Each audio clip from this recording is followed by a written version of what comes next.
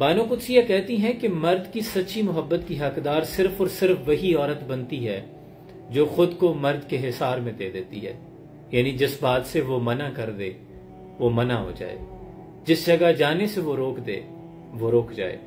यानी वो अपना कंट्रोल उस मर्द की हिफाजत और उसके जिम्मा कर दे, वही उसके दिल पर हुक्मरानी कर सकती है। बानो आपा अमली तौर पर खुद अपनी जिंदगी में अपने शौहर अशफाक अहमद साहब की किस कदर इताअत गुजार थी उसकी झलक आपको दिखाया देता हूँ। एक मौका था कि बानो आपा, अशफाक अहमद और उनके हम असर अदीब, ये तमाम लोग किसी महफिल में मौजूद थे, किसी जगह इवेंट था। तो बानो आपा कुदरतुल्लाह शहाब साहब से बातें करती करती सदर दरवाजे तक आ गई, यानी महफिल बर्खास्त होने वाली थी। अशफाक अहमद साहब पीछे थे, तो कुदरतुल्लाह शहाब साहब ने बानो आपा को इज्जत देते हुए कहा दरवाजे से कि बानो आपा प्लीज, यानी आप आगे बाहर तशरीफ ले जाएं। तो बानो आपा मुड़कर पीछे की तरफ देखती हैं कि अभी अशफाक अहमद नहीं आए। तो कुदरतुल्लाह शहाब भी चूंकि पढ़े लिखे थे तो बड़े ओपन माइंडेड लोग होते हैं, इनके विजन और इनके किरदार बड़े अजीम लोग थे। तो कहने लगे कि बानो आपा बस करें, आ जाएं। यानी कहने का मतलब था कि अब इतना भी आप इताअत गुजार ना बने कि अशफाक साहब के साथ ही आप बाहर जाएंगी। तो इस पर बानो आपा ने कहा कि कुदरतुल्लाह शहाब, क्या ऐसा मुमकिन है कि कोई ट्रेन का डब्बा इंजन से आगे निकल जाए? देखो, हम सब ट्रेन के डब्बे हैं और अशफाक अहमद हमारे घर का इंजन है, लिहाजा मैं डब्बा होकर इंजन से आगे नहीं निकल सकती। अशफाक साहब का इंतजार करती हूँ। अशफाक साहब आए और फिर वो घर तशरीफ लाए। और शायद यही वजह थी कि बानो आपा ने अशफाक अहमद साहब के चले जाने के बाद बहुत से इतराफात भी किए जो कि अशफाक साहब के आला किरदार की मिसाल थे।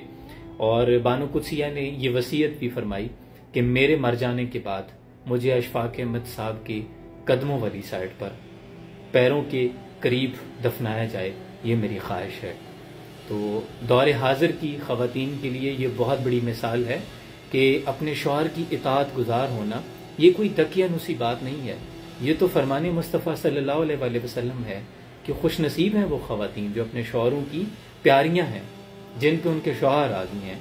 और शौहर भी यकीनन फिर ऐसे होते हैं जैसे अशफाक अहमद थे, जो बानो आपा इतराफात में कहती हैं कि वो शख्स था जब वो मेरी जिंदगी में मौजूद थे तो मेरे आगे 2 कदम आगे चलते थे, हटो बचो होशियार बाश कहते हुए, ताकि मेरा कंधा किसी अनजान कंधे के साथ भिड़ ना जाए।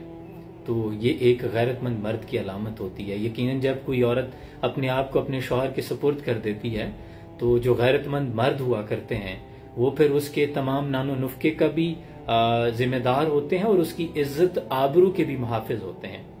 मजाल है कि उसकी इज्जत, उसकी नामूस पर, उसके किरदार पर, उसके किसी भी पहलू पर कोई नुक्ता उठा सके, कोई उंगली उठा सके, वो मर्द उसका मुहाफिज होता है। अपने घर के माबैन भी हर मामलात में वो एक रेशमी हिजाब की मानद बन जाता है, वो अपनी औरत की इज्जत बचाने के लिए। तो मर्द का घर में बड़ा रोल होता है। ऐसा नहीं है कि तमाम तर जिम्मेदारी औरत पे आप डाल दें और खुद आपको इस्तशना हासिल हो, ऐसा नहीं होता। तो इज्जत दें और इज्जत लें, लेकिन औरतों के लिए बड़ा मुकाम है। अपने बहुत सा ख्याल रखिए। सलाम पहुंचे।